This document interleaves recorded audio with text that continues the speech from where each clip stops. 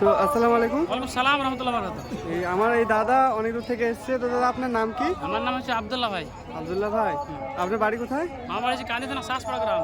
আচ্ছা, এখান থেকে কত দূর? ওই 20 কিলোমিটার থেকে বেশি হবে, 30 কিলোমিটার কম হবে। বাবা অনেক দূর খেটে এসেছেন তো।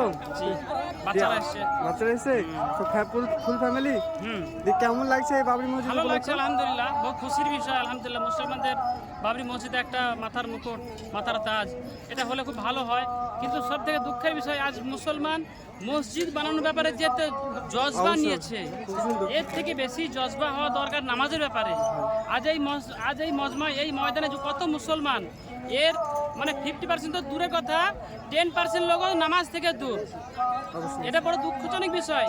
আমি মুসলমানদের কাছে আর্জি করি, এটা আমার কাছ থেকে মেসেজ দিই যে এই সমস্ত মুসলমান যেরকম এই বাবরি মসজিদ জজবা নিয়ে এসছে, এর থেকে কাহি গুণ বেশি জজবা নিয়ে আসুক নামাজের জন্য।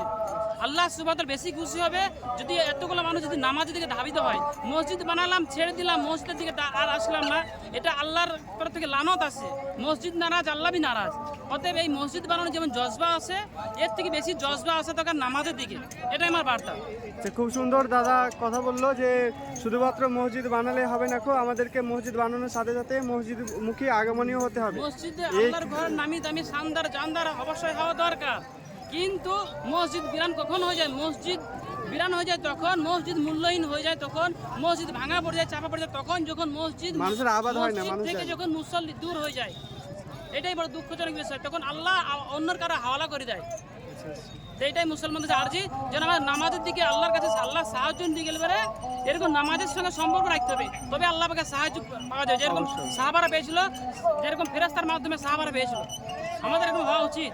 মানে আমাদের স্বাভাবিক জীবনযাপন মসজিদ শুধু তৈরি করলে হবে না।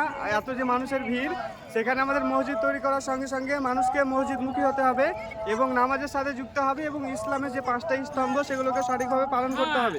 তবে এই মসজিদ করা আমাদের সার্থক হবে। যারা আমাদের এই মসজিদ উপলক্ষে দূর দূর থেকে আসছেন, মুর্শিদাবাদের বা ওয়েস্ট বেঙ্গলের বিভিন্ন জায়গা থেকে, তাদের কাছে আমাদের এই বার্তা যে মসজিদ বানালেই হবে না, মসজিদমুখী মানুষকে আগমন হতে হবে। আমি দোয়া করি আল্লাহর কাছে উম্মতি মুসলিমাদের মধ্যে এরকম জজবা আসুক, যেরকম নাকি বাবরির মধ্যে যখন জজবা আসছে, এরকম 5 ওয়াক্ত নামাজের পাবন্দির সাথে জজবা আসুক। এটাই আমার কাছে দোয়া আল্লাহর কাছে।